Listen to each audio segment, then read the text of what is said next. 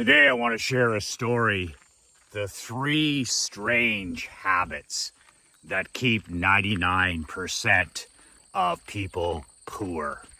Michael McLean, BrassBallsVideos.com. I'm an ex-professional hockey coach, ex-amateur championship hockey coach turned 8-figure entrepreneur. I am a husband, a father, and a small business owner just like you.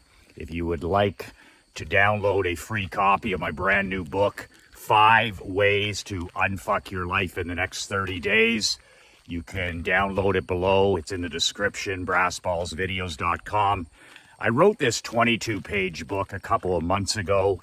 It's a quick read. You can print it off. You can read it in one sitting.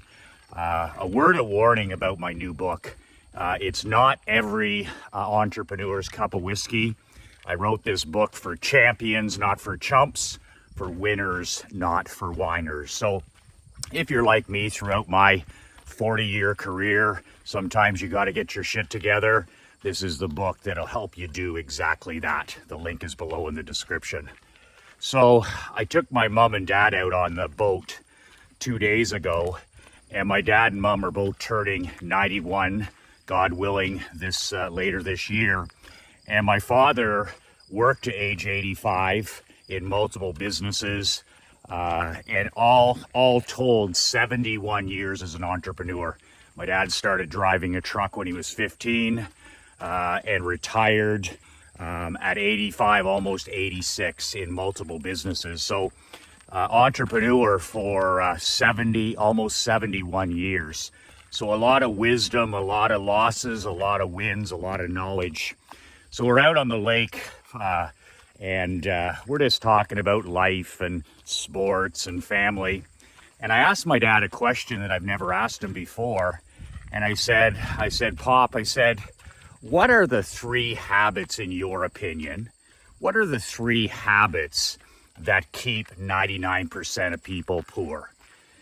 And, he sat back for a second and he said, that's a solid question. He said that I've thought about for probably the 71 years I've been a small business owner and entrepreneur. But he said, if you're asking me the 3 habits that keep people poor, whether they're an entrepreneur, whether they work a regular job, or doesn't really matter. He said, the first thing he said that I've witnessed over the last 90 years and 71 years in business that keep people poor permanently, serial poorness. He said, number 1 would be blame. And I was shocked at this. I mean, I agree 100%, but when he first said this, I was like, boom, boom. And he said, that can apply to all levels of success. He said, I've never met a top 1 high performance person in anything, business, art, music, education, coaching, doesn't matter the industry. It can be business related, it can be personal related, but he said, I've never met a top 1 high performance person who was a victim, who was part of victim culture, who had victim mindset and therefore victim behavior. So he said, number 1 thing that keeps 99% of people broke and poor, he said, is blame. He said, talk to anybody who is struggling financially. They've been struggling for years. It doesn't matter how much money they make. They've got a scarcity mindset. He said it's always somebody else's fault. The movie in their head is always playing bad luck. I can't get a break. I had, it was my childhood. It was the town I was born in. It was the neighborhood I was born in. It was the school I went to. My mom and dad were lousy. This is a movie that's been playing for 30, 40, 50, 60 years in their head. So it's always somebody else's fault. So that was number 1. And I was like, boom, that's a big one. People that are poor, people that are magnetic to poverty, people that are unsuccessful, he said, man, blame. It's always that victim mentality. Somebody else's fault, the government's fault, the school, it's somebody's fault. And he said the 1%ers are people that take 100% responsibility for their financial situation. It may not always be their fault, but it's always their responsibility. So that was number one, blame. The second thing he was talking about is he said that the second thing that keeps people poor is expense versus investment mindset. Expense versus investment mindset. And what he told me there is he said, you know how you're always buying books and you're always buying coaching programs and you're always attending seminars and masterminds and listening to podcasts. Like he said, you're a serious student. You've always been a serious student. He said, you have an abundance mindset. You have a student mindset. And he said, all high performance people have that investment mindset that you have. He said, I've been reading books for 80 years. I've been attending clinics and seminars and the whole 9 yards. He said, and he said, poor people look at everything as an expense, especially education. He says, you know, they spend their money on entertainment like Netflix and gambling and television channels and memberships and everything to escape. But he says a financially sound person is a person who looks at their skill set as an investment. They develop their skills. That's what he kept saying. They develop their skills, whether it's a contractor, whether it's a piano player, whether it's a golfer, whether it's a small business owner. They invest money and they look at it as an investment, never an expense. And they become the best they can be and they develop their skills. So number two was that abundance mindset versus scarcity. That, you know, investment in books and masterminds and seminars is an investment that always pays. I've always said there's no greater investment than in yourself. You know, whether it's a gym membership or a newsletter or a book, where are you ever going to get an ROI that's better than good food and good education and good books? Never. Not the markets, not anywhere, not real estate. So that's the second thing, is people that are broke. My dad said everything is an expense and it's always entertainment over education, and that scarcity mindset. I can't afford that book. I can't afford that coaching program. I can't afford to go to that seminar. I can't afford I can't get to the gym. And then the third habit that keeps people broke is they don't understand money. And he went on to explain to me, he said, I went to elementary school and middle school and high school for a while, 70, 80 years ago. And he said, we were never taught about money. We were never taught about bank accounts or how to write a check. It was never mentioned. Economics, personal budgeting, none of it was ever mentioned. And he said, there's a reason that it's not in the school system. They want to keep people broke. They want to keep people dependent. But he said, you're a prime example. He said, like myself, he goes, you went and gradually figured out the money game. You figured out, wealth attraction. You figured out how to make yourself magnetic to money. You stopped doing things that were scarcity driven. He said, once you figured out the money game, he said, well, then money flows to you no matter what you're doing. And he said, I started doing that when I was 15. He said, I didn't learn anything in the education system when it came to making money. He goes, I wanted to be rich. So he said, I started reading books on how to become rich.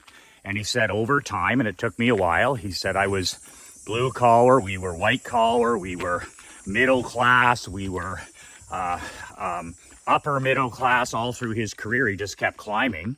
But he said, I figured out the money game. And I figured out the money game and how, people call it woo-woo, but how your relationship with money is everything. He said, I used to be afraid of money. I used to be scared of money. I used to hoard money. I used to be, cheapskate. And he said, soon as I realized that my relationship with money will dictate whether I attract money or I repel money, he said, money goes where it's appreciated and where it's respected. So when I started respecting money and appreciating it and being generous with money, helping other people, serving other people, the size of the hole we receive through is the size of the hole we give through. He said everything transformed. He goes, I became, as soon as I shifted my mind to abundance from scarcity, that there's unlimited amount of money.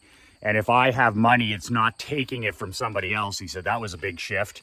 He said that was huge, abundance mentality, but learning the money game. And he goes, I learned the money game by going to seminars, to studying courses and reading books. And he said, I got around a couple of guys locally who were as wealthy as I wanted to become. So I used the power of association and I got around other rich guys. And I didn't have any money at the time, he said, but just being around these millionaires at the time, the way they talk to themselves, the way they, their habits, their relationship with money, he goes, they had the money game figured out. And he said, just being around them, it's like osmosis. He said it all rubbed off on me. So I got around people that were richer than me, more successful than me, smarter than me, more experienced. And he said it rubbed off. So there's 3 habits that keep people poor from a guy who was 91 years young. He's seen a lot. And he also said, you know, that's 71 years as an entrepreneur. And he's been one of those guys. He's been the person who was so poor, you know, they could barely buy food, and blue collar, and then middle class, and then up to white collar. My dad's been on both sides of the table, and born into the Depression in 1933. My mom and my dad born into the Depression. So they've seen it all. They've seen double-digit inflation. They've seen 14% mortgage rates. They've seen gas shortages. They've been through the Jimmy Carter years. They've been through the missile crises and the wars and all this stuff. And my dad's like, the 3 habits there all would be within your control. You can control the controllable, and you can make your own bank account. You can make your own economy. So interesting discussion on the boat a couple of days ago, and I wanted to share that with you. The 3 habits why 99% of people are broke and will remain broke. You can download a free copy of my book below, 5 Ways to Unfuck Your Life in the Next Month. It's my complimentary gift to you. The domain is brassballsvideos.com. Just put in your email now, and I'll email the book to you within 5 minutes. And you can print it off and study it. If you find value in these mental kick in the pants, I'd appreciate you sharing the show. I'm out here walking with my broken iPhone 365 days a year. I do not miss. It takes us about 3 hours to put these ugly videos together.